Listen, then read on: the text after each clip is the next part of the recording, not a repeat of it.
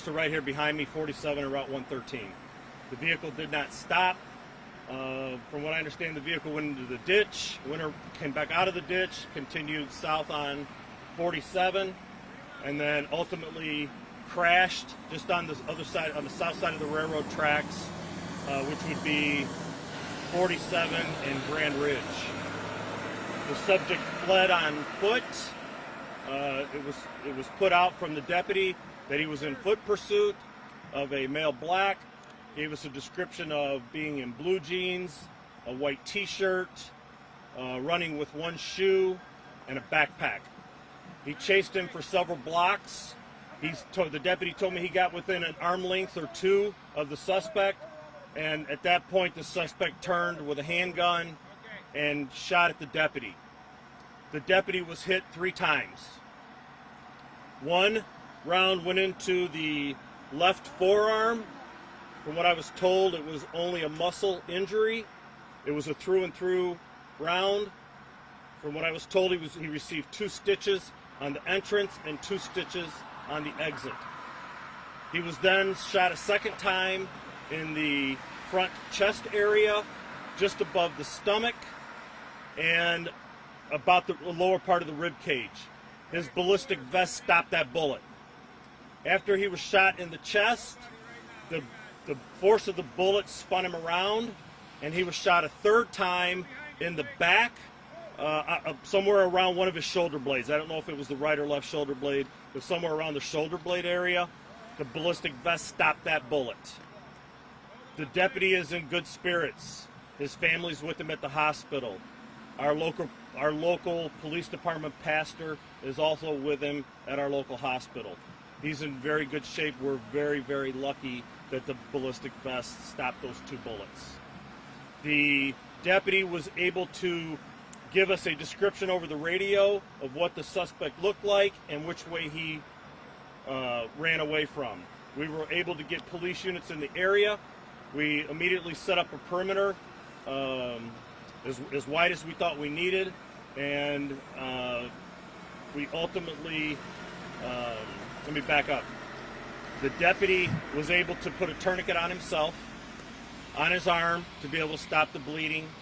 I'll let the Mazan fire chief describe, because he was somewhere in the area and assisted the deputy with getting the tourniquet on the appropriate way so that he didn't bleed out.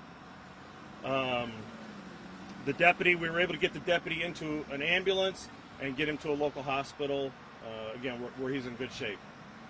The suspect ended up inside I believe it was an apartment building. I don't know the address, in Mazan. We were able to get a notification out to the Mazan residents to let them know to stay inside, secure their residence, call 911 if they see anything suspicious. One of the local responding agencies, I believe it was Will County, a deputy Riley from Will County, was in the area assisting us with securing the perimeter. Saw a vehicle leaving from the area at a high rate of speed, made a traffic stop on the vehicle, and we believe that somehow that person was either coming to pick him up or knew that he was in the area. I don't know all the details on that, but we have interviewed her. I don't know what her name is. We found out that she has a warrant. She's in our custody now as a result of that warrant. The Illinois State Police is handling the investigation, and the Illinois State Police will be talking to her to give further information as to what part she knows.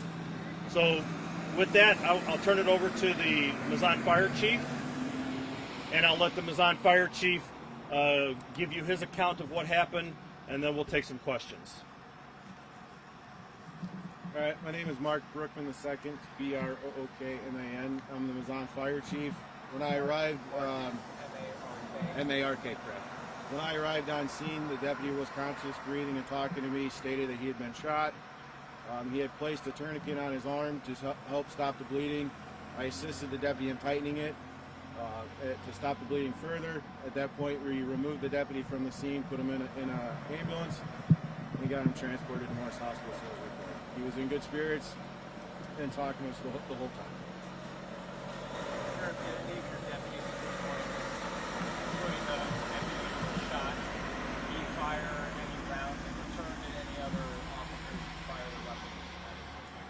When I talked to the deputy, now understand this is a very traumatic event. When I talked to the deputy, he told me that he did not fire any rounds. But we know that sometimes things happen in high stress situations, so that part is still under investigation. I was told by the Will County SWAT commander that was doing the negotiations, or their negotiator who was talking to the suspect, said that he was injured. He indicated that he had been shot in the arm as well. I have not been able to verify that. He's in an ambulance en route to the hospital right now. But you arrested the suspect at this apartment complex. Did he come out? Did you have to go in? From what I was told, the hostage negotiator was able to talk him out. This suspect, is there any indication where the suspect is from? That apartment building that he was in, did he live there? Where does he live?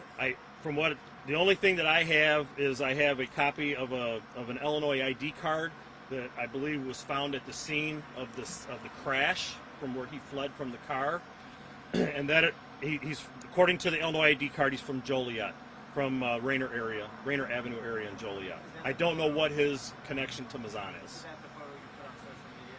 Yes, it is. Yeah. What is the age of the suspect? He was born in 2003, March 31st of 2003. His name is DeMarcus Tremaine Denwitty, is what it looks like. And you mentioned that the suspect said that he had been shot. So he said that to a negotiator while he was still holed up in this building. Yes, there was some communication with the negotiator. I'm not sure whether it was by phone or by text, but there was indication that the suspect told the negotiator that he was injured and said that he was shot. Can we go back a little bit? In terms of that traffic stop, what was the basis of that stop to begin with? I don't know. I don't know at this point. And no body camera video, right? You don't have body cameras, but you do have dash cam cameras, or? We're in the process of switching. We just bought some new cars. I can't remember if Deputy Post has a new car. If he doesn't have a new car, he will have a dash cam. The 5 new cars that we have, just because they're so new, we haven't had the dash cameras installed in them. Those deputies are wearing body cameras. I just can't tell you right now Which one which you have. one is which. Yes. And how long has the deputy been with the sheriff's department? I don't know that. I'd just be guessing. Less than 5 years. Is ISP involved in investigating at this point if there was use of force? Yes, Illinois State Police is handling the investigation. Any expectation when we might see charges for the suspect? No, not right now. And how long did it take for officers to locate where the suspect was? You mentioned there was someone who came toward one of the police blockades and indicated where this person was.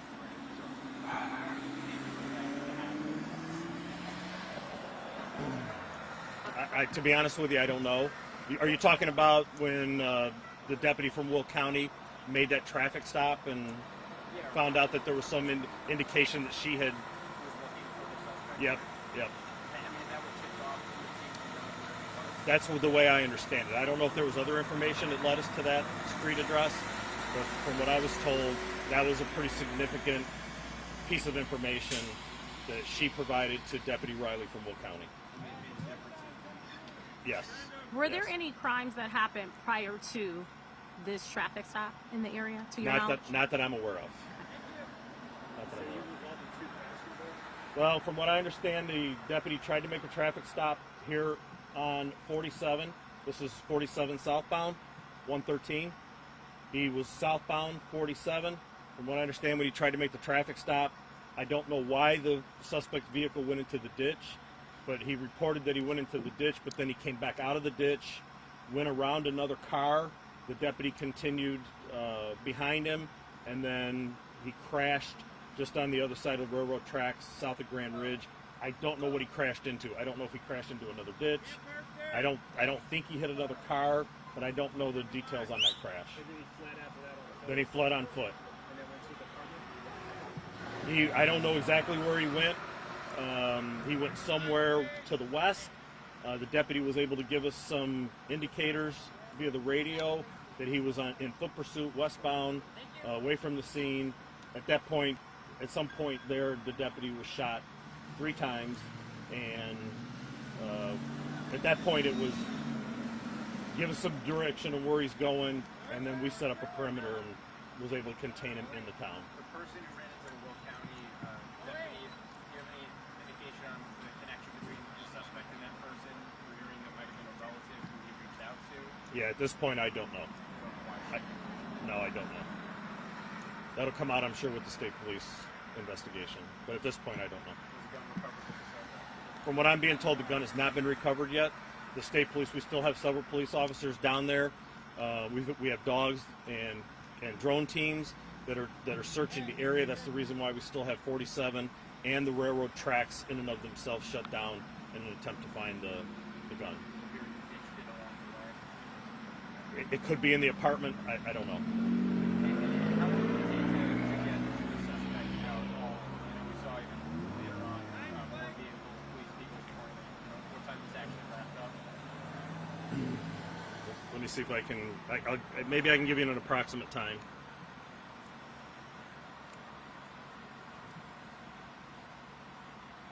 And the time frame of the negotiation. How long it took to talk about that.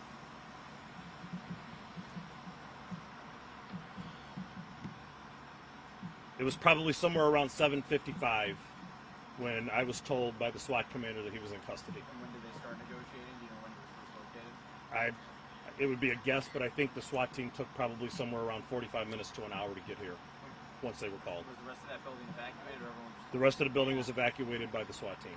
And was there indication that he knew someone in one of the apartment units? I don't know what his connection is to Mazan. But he was in a unit, right? He was in an apartment, yes. Yeah, I don't know the details on that. I don't know if he broke into the apartment. I don't know if he knew someone there that allowed him in. Okay. I don't know what his connection was to that apartment. Can you let us say his name? Yeah, I gave that. Let me see if I can find it again. Unless one of you guys wrote it down. Okay, here we go. Something Dinwiddie.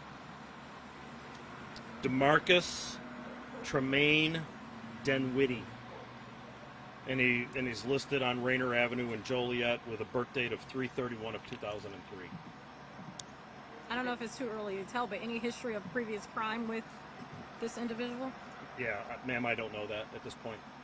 It's not anything that I don't think we've ever dealt with him. I know you don't know how long the deputy's been on the force, the deputy was injured, but you have his age, is he married, is he kids, or anything you can tell us about what he does for the department broadly? He's one of our canine handlers. I think he's been on the department somewhere around 5 years. I can't remember if he's married, if he has a fiance. There's a lot of things going through my mind right now. But his significant other is with him at the hospital. And how old is he? He's probably in his middle 20s. When was the last time in this county that you've had a sheriff's deputy shot? I've been the sheriff here 3 years, but I was a police officer prior to that in Manuka, and I can't think of any police officer that's been shot in the last 15 years in Grundy County, at least not that's coming to my mind.